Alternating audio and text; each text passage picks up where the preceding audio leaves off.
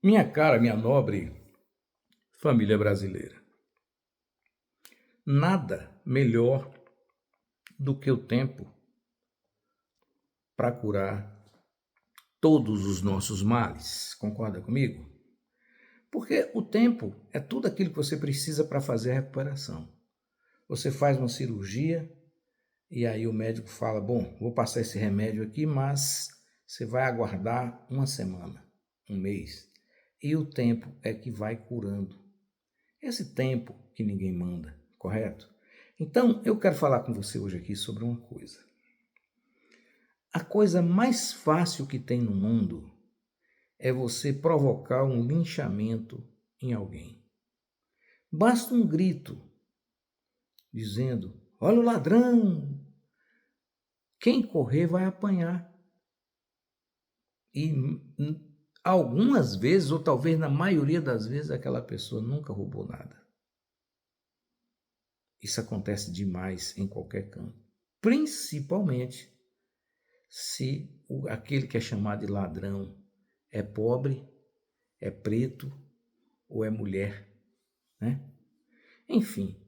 Então, no Brasil, a gente tem um bando de pessoas, que eu tenho que classificar assim, que você vê o cidadão apontando o dedo para uma pessoa, você fala assim: mas você sabe o que desse rapaz? Aí o pessoal fala: que pessoal fala? Por que você faz isso? E aí eu volto aqui para falar com você.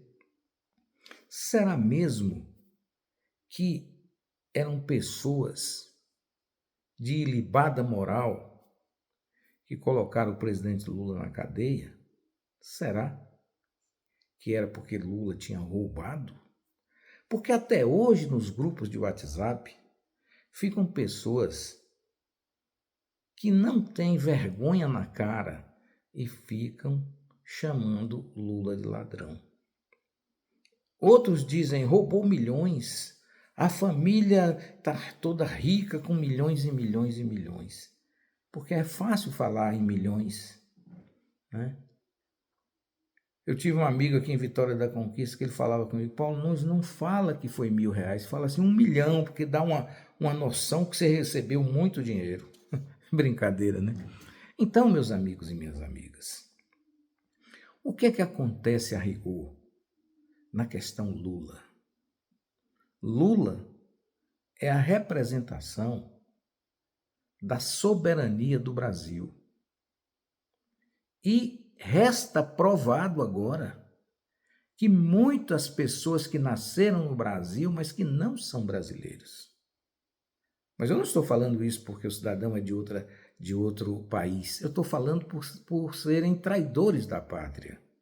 Aqueles que estão sempre preparados, como Joaquim Silvério dos Reis, para vender o sonho, a esperança do povo. Sempre tem um traidor. Como o general Leônidas teve o traidor lá, quando ele lutava. Lembra da história dos 300? Né? Que ele puxava o adversário para um gueto e aí não tinha quem vencia, mas ele foi traído. Né? E foi traído exatamente por alguém que tinha inveja. E quem traiu o general Leônidas? Uma pessoa que tinha um problema nas costas, era um corcunda e, portanto, era pequeno. E o lema do soldado é você dar a cobertura necessária para que seu companheiro não seja morto. Pouca gente sabe disso, mas soldado é irmão. Por isso que quem passou pelo serviço militar, ele se lembra como é que a gente descansa as pernas, né? O soldado fica de um lado, você fica do outro, bota exatamente o calcanhar e a palma do pé e aí você descansa. Ou na hora de comer, por exemplo, principalmente na campana, você está lá no mato, onde a gente ia lá na região de Barra do Choça, Estrada da Barra, aí você encosta as suas costas nas costas do companheiro e os dois comem ali. Abre um embornal, pega a marmitinha e come. Porque é o companheirismo, é a irmandade. Isso é o lema do soldado. Mas sempre vai aparecer o soldado contra, para trair. né? Vocês já ouviram falar, uma coisa que eu sempre cito aqui, do Quinta Coluna? Era que na Guerra Civil Espanhola, o general fascista, ele lutava contra os democratas, mas por assim dizer, da Espanha, e ele dizia que ele tinha 4 divisões, 4 colunas, mas que ele tinha uma coluna importante, que era a Quinta Coluna, que eram os espanhóis, que estavam ali prontos, no meio dos democratas para traí-los. E isso acontece em todos os lugares. Em todos os lugares. Talvez por isso a ditadura militar torturou tanto Rubens Paiva, né? E outros tantos que foram torturados para poder entregar os seus companheiros. E isso é tão verdade que Dilma Rousseff calou aquele senador, que ninguém lembra dele mais, nem eu lembro o nome, mas é porque eu ando esquecendo realmente algumas coisas. Eu estou vendo a cara do sujeito aqui, ele tinha uma carinha assim meio de palhaço. Ele era senador do Agripino Maia, lembrei. Ele chegou e disse à presidente Dilma Rousseff, lá no Congresso Nacional, ele chegou e perguntou a ela se ela mentiu na ditadura militar. Ela falou, menti sim. É preciso ter muita coragem para mentir. Porque se eu dissesse a verdade, eu estaria decretando a morte de companheiros. Então Dilma foi torturada. Dilma até hoje tem os dentes frontais alterados, porque era colocado ali um cabo de vassoura no dente de Dilma, enquanto ela sofria a tortura. E que você precisa saber. O general Brilhante Ustra, que é o símbolo do bolsonarismo no Brasil, que o Bolsonaro estampa no peito e faz homenagem àquele marginal que nem no inferno chegou, nem o capeta quis.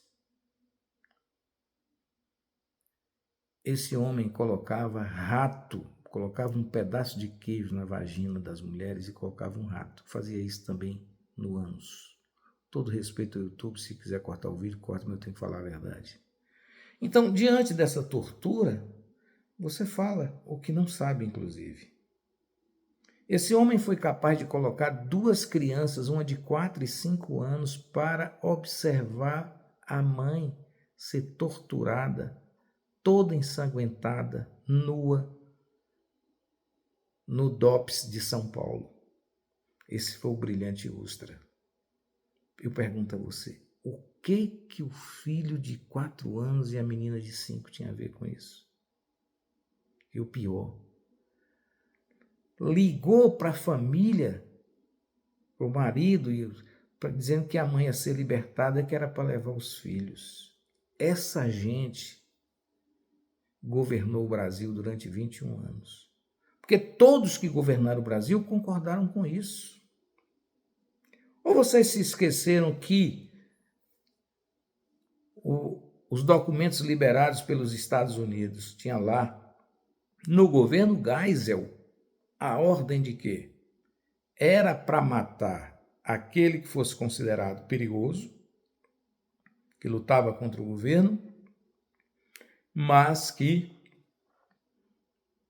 só depois da ordem de João Batista Figueiredo, o avô desse meliante chamado Paulo Figueiredo, que mora lá nos Estados Unidos e trabalha contra o Brasil. Bom, diante disso, o que eu quero mostrar? Às vezes, ou tantas vezes, pessoas foram assassinadas sem nem saber por quê. As famílias prejudicadas, por quê?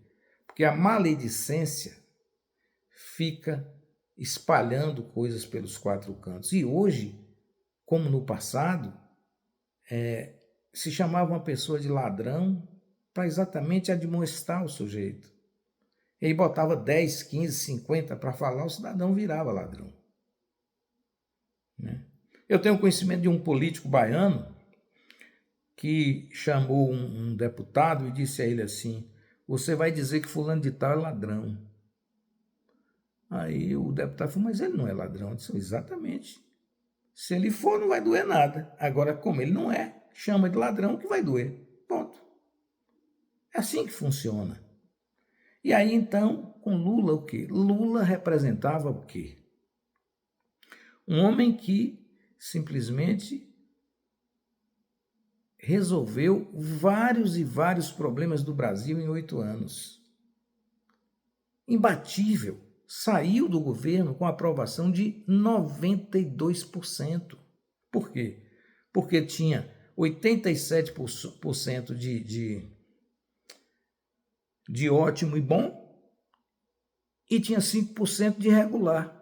Ora, esse regular seria para baixo? Nunca. Então era 92%. Lançou Dilma Rousseff, que era sua ministra. Essa ganhou a eleição. Depois, a coisa começou a apertar, né?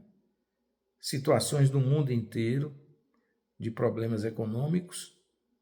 Dilma Rousseff sai para a disputa em 2014 e ganha de novo. Aí, essa direita dolorosa não suportou e começou com aqueles movimentos de quebra-quebra em São Paulo para derrubá-la do governo. Mas não era Dilma. O problema era Lula. Esse tinha que ser liquidado. Aí Lula teve problema de câncer, essa coisa toda, só que Lula não morria. E as pessoas falavam: como é que esse homem não morre? Ele não morria. Por isso que o punhal verde e amarelo, de agora, preparado pelo grupo de Bolsonaro, era para matar Lula envenenado. Lula não podia morrer com um tiro. Mas como Lula já anda doente, ia para o hospital, seria envenenado. Né? Por quê? Porque Lula ganha a eleição. Por quê? Porque Lula prestou serviço e melhorou a cara do Brasil. Esse é o X da questão. Então não é por nada além disso.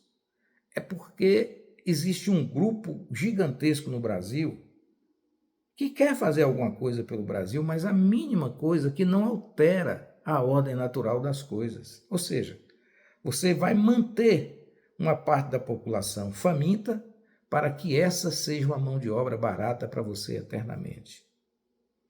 Aí você precisa admoestar, humilhar, para que os bons recuem da política.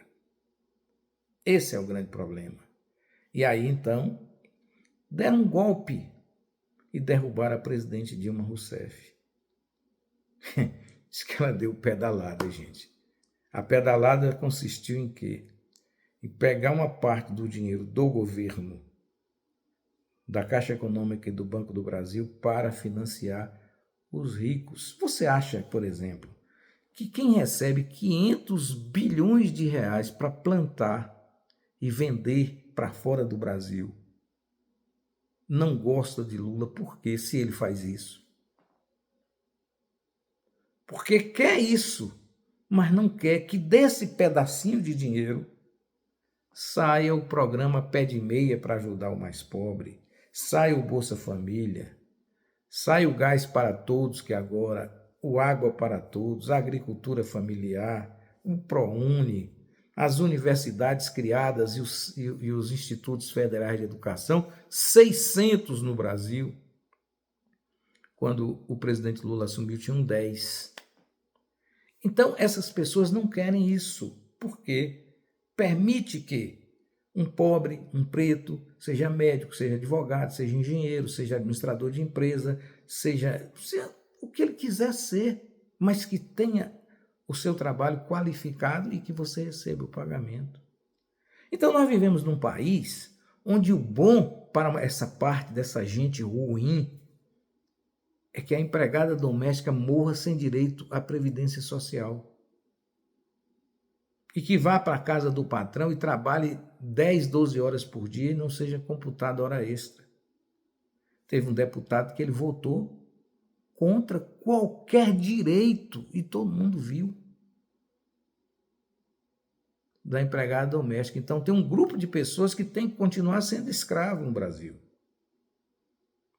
Então, diante disso, você tem que xingar aquele que pode melhorar a vida dessas pessoas. E o pior é que eles têm tanta força que eles convencem aquelas pessoas que conseguiram um pouquinho de sucesso lastreado nesse tipo de programa para ficar contra o seu amigo, o seu vizinho da casa mais adiante, para que ele não chegue lá.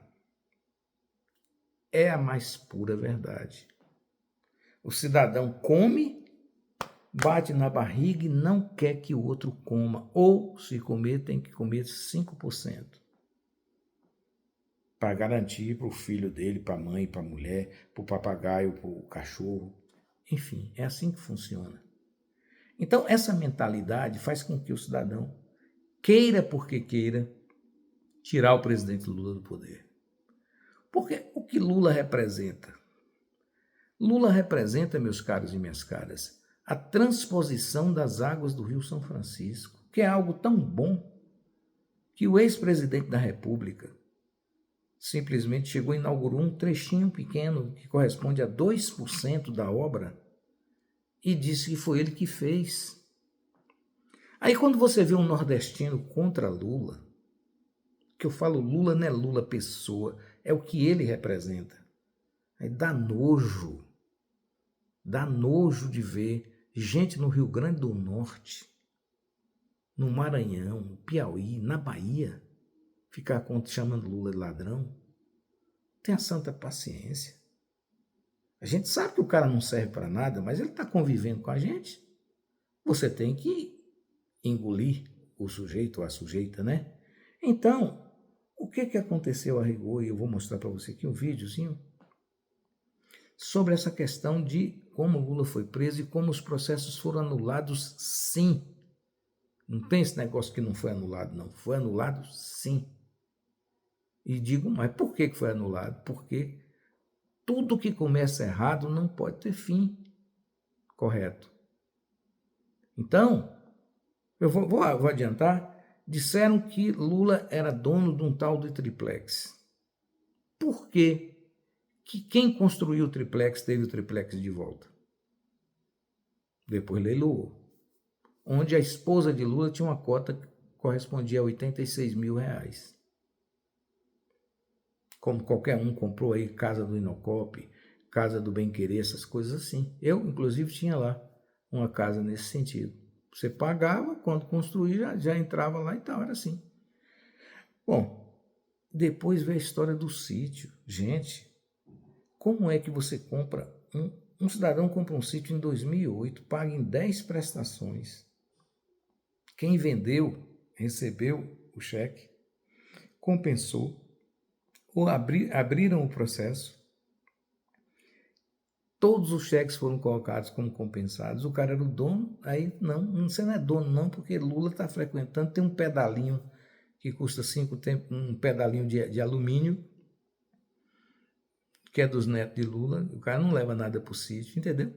Aí fizeram essa armação, e nessa armação envolveu o senador, que hoje é senador Sérgio Moro, que é um moleque, e o cara ficou combinando com outro moleque, o Gardenal lá, o delegado do Ministério Público, combinando como fazer as coisas, chegando ao ponto de uma delegada de Polícia Federal, né, ouvir uma testemunha sem a pessoa existir. E aí, baseado numa delação que nunca se comprovou, feita por Léo Pinheiro, que doente no cárcere, para poder sair, teve que escrever uma coisa. Quando ele teve a liberdade e a certeza que não voltava para a prisão, ele fez de próprio punho, dizendo que ele mentiu em absolutamente tudo e que ele nunca deu um centavo ao presidente Lula. Aí você pergunta por que isso? Porque era assim. A obra era feita e alguém levava vantagem. Como é hoje as emendas parlamentares que chegam na sua cidade, não são todas, evidentemente, e que vai um pedaço para o cara. Eu nunca vi, sinceramente, eu nunca vi jogarem 250 mil do apartamento de Lula em São Bernardo. Mas na Bahia teve isso. Na Bahia, a Polícia Federal descobriu que 2,5 milhões desapareceu na Secretaria de Saúde, na cidade do interior, perto aqui de você. Você sabe até quem é. Até hoje não aconteceu nada, gente. Aí você fica chamando quem é de ladrão. Né? Então, eu vou mostrar esse vídeo para você, que é interessante só para você refletir e pensar. Que o que está acontecendo aqui, você está falando hoje, pode ser que outra pessoa esteja falando de você a mesma coisa. Vamos lá. A frase, Lula ladrão, mas será que ele é ladrão mesmo? Para começar, sim, Lula foi investigado, condenado e preso, isso é verdade? Então ele é ladrão, correto? Mas vamos aos fatos que não vão para os grupos de WhatsApp. A Lava Jato abriu dezenas de inquéritos contra Lula e até contra a família dele. Investigaram tudo, mas tudo mesmo. Mas sabe o que encontraram de prova concreta e dinheiro nas contas deles? Nada. Mas por que então continuam acusando Lula de ladrão? Uma coisa eu já te adianto. Se Lula é ladrão mesmo, ou ele é o melhor ladrão do mundo, porque ninguém acha onde ele escondeu os milhões, ou ele é o pior ladrão do mundo. Roubou para os outros e não ficou com nada, tipo Robin Hood. E mesmo sem prova, um juiz Sérgio Moro e um grupo de promotores montaram um espetáculo. Com PowerPoints, coletivas, manchetes. Mas cadê a prova de corrupção pessoal? Só acusavam, mas não achavam nada. Mesmo Lula sendo investigado pela Polícia Federal, pelo FBI, pela CIA dos Estados Unidos e até pela Interpol na Europa. Cadê as provas dos crimes? Ou você acha que existe uma conspiração do mundo inteiro para esconder os milhões do Lula? Como o Ministério Público Federal de Curitiba não achava provas, é aí que entra o apelido Vaza Jato. Moro teve as conversas do WhatsApp vazadas. E nas mensagens, ele instruiu Dallagnol e outros procuradores sobre quais provas eles deveriam apresentar para que ele, Moro, tivesse algum argumento para condenar Lula. Essas provas foram o triplex do Guarujá e o sítio de Atibaia. Elas foram apresentadas por Léo Pinheiros, dono da construtora OAS. Ele fez várias delações, mas nenhuma era aceita. Só depois que citou o nome do Lula é que ela foi aceita e ele saiu da cadeia. Em 2023, Léo Pinheiros confessou ter mentido sobre Lula. Mesmo não tendo provas robustas, Moro condenou Lula. E o TRF4, em vez de revisar, aumentou a pena. E por que eles aumentaram a pena? A resposta está também nas conversas vazadas do celular de Moro. A 8ª turma do TRF4 mantinha diálogos que mais pareciam combinação de uma condenação do que um julgamento justo. E sabe o que é pior? O STJ e o STF, antes de Lula ser preso, não analisaram o mérito. Ou seja, não discutiram se as provas existiam ou não. Deixaram passar, dando a entender para os brasileiros que realmente Lula era culpado. Anos depois a verdade apareceu, com as conversas vazadas. Moro foi considerado suspeito e parcial pelo próprio TRF4. A Lava Jato foi desmascarada e desmontada. E os processos contra Lula? Todos anulados. Então responda você mesmo. Se o triplex e o sítio foram considerados provas falsas, se até o TRF4 e o Supremo reconheceram a farsa, será que Lula é ladrão?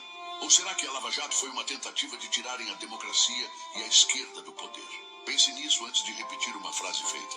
A verdade pode ser bem diferente do que te contaram. Se você assistiu este vídeo até aqui, e mesmo assim acha que Moro e Dallagnol estavam certos, você não é contra o Lula. Você é contra a esquerda e contra os mais pobres. Neste caso, a única coisa que tenho a te dizer, você faz parte do que a humanidade tem de pior. É por culpa de pessoas como você que existe tanta pobreza e corrupção no Brasil. Se esse vídeo abriu sua mente, curta, comente e compartilhe. Vamos espalhar a verdade. Esquerda Unida. Você já ouviu a frase? Pois é, tá aí, eu coloquei para você o vídeo sendo o seguinte, fazendo uma ressalva aqui do que é falado aqui, porque nós temos a obrigação, um compromisso com a verdade. Veja só, o STJ e o Supremo Tribunal Federal, ele não pode, por dever legal, analisar prova. É bom que se entenda. A partir do momento que o TRF4, lá de Curitiba, encaminhou, O Supremo Tribunal ou o STJ, ele só vai olhar a questão da constitucionalidade.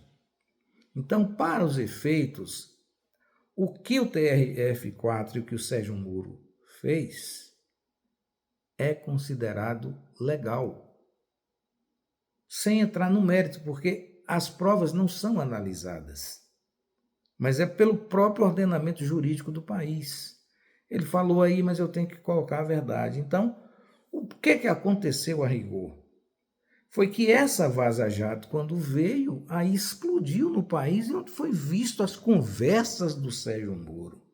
Conversa de bandido, do Delanhol, do deputado, do procurador, não sei o que lá, Martelo, né? Enfim, você viu o que eles conversavam. Você já viu um negócio desse? Juiz ligando para o promotor, faz assim, faz assado, ligando para a delegada, faz aí, ó. A mulher fala assim, não, mas acontece que não tem ninguém, não inventa aí uma pessoa para dizer que fez o depoimento. O que aconteceu? Onde está o dinheiro? Em lugar algum. Então, quando você fica chamando uma pessoa de ladrão, como é o caso que ficam chamando aí, e onde é que está o dinheiro? Ou pelo menos, mas não sei o que, a família. Porque é tudo mentira. Meus caros e minhas caras, eu ouvi a deputada foragida Carla Zambelli chegar em Santa Catarina e dizer que a filha de Lula, lá de Santa Catarina, era dona daquela loja Havan, que é do amigo dela, aquele careca. Vê se pode. Mas aquela mentira rodou. Porque era. Assim como aqui na minha Vitória da Conquista, eu tenho um amigo que eu gosto muito, já falei isso várias vezes. Ele disse que Lula tinha uma fazenda no Pará com 80 mil bois, porque um tio dele estava lá e viu. A mesma mentira o cantor Amado Batista falou e teve que ir em juízo. Mas esse não tem honra nenhuma. Para dizer que ele mentiu, inventou porque ele não gosta de Lula. Peraí, esse homem vale o quê? Pois é isso que acontece, que a gente chama atenção. Eu não gosto de chamar ninguém de ladrão. Pelo menos sem ter uma evidência real. Agora, o que eu sei é o seguinte: nem todo mundo que foi encarcerado cometeu o crime.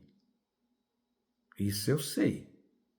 Qualquer advogado sabe disso. Erros existem. Existem pessoas que, às vezes, por amizade a alguém, assume erro desse alguém. Isso ocorre sim. Então, de uma vez por todas, aprendam a discutir política com coisa séria. Agora, eu mostrei num vídeo anterior a esse um cidadão deitado num colchão de dinheiro, porque é a ostentação, né? Aí você chega e pergunta assim, pelo amor de Deus, onde está o patrimônio de Luiz Inácio Lula da Silva? Olha, tudo foi procurado, todos os bancos da Suíça, da Suécia, dos Estados Unidos e de outros países do mundo foram vasculhados para encontrar dinheiro de Luiz Inácio Lula da Silva, Dona Marisa, dos filhos de Lula. Não encontraram absolutamente nada. Teve um juiz canalha que mandou um oficial de justiça buscar no banco uma poupança de Dona Maria Letícia, né, a ex-mulher de Lula. Segundo ele, ela teria 126 milhões de reais numa poupança. Por que eu estou chamando ele de canalha? Porque todo mundo que é do direito sabe que no direito, nas petições, se escreve o valor numeral e depois coloca o valor por extenso entre parênteses em letras grandes. Portanto, se o cidadão pega simplesmente 126 mil reais e inventa que são 126 milhões, é canalice. E aí surgiu, o dinheiro de Lula. Resultado, deram com os burros na água. Agora, tem a parte da ostentação. Aí você vê o cidadão que ganha, por exemplo, ganha 20 mil reais por mês, aí ele tem uma casa, né? E que não foi por herança, que vale 15 milhões. Aí você desconfia, né? Aí você olha para o lado, tem um irmão que tem uma casa de 10 milhões. Olha para o outro irmão, tem uma casa de 8 milhões, sem ter uma declaração de imposto de renda compatível. Foi presente de quem? Não é? Ou então, você que está aqui em Vitória da Conquista encontra alguém que tenha, igual José Lacerda tinha um monte de casa de aluguel, Bruno Bacelar tinha um monte de casa de aluguel, mas eles tinham a estrutura dele, aquelas casinhas simples e tal, dentro do dinheiro que eles tinham. Mas é muito difícil alguém que não tenha lastro financeiro ter em Vitória da Conquista 150 imóveis. Hoje é difícil. Só tem quem tem dinheiro. Mas quem não ganhou esse dinheiro e aparece com 150 imóveis? É o quê? Dá para desconfiar, não dá? Mas no caso de você pegar e não encontrar nada e dizer que está de... Primeiro é o seguinte, esse negócio do boi, olha só, como é que Lula ia para o Pará? Ele disse que Lula chegava de helicóptero lá. Ele está me ouvindo, que ele ouve todos os meus vídeos, e ficava olhando os bois. Entendeu?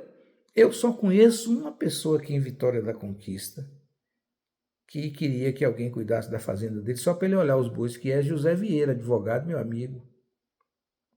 José Vieira é doido para poder... Ele não tem mais idade, está com 84 anos. É jovem, que ele parece ter 70.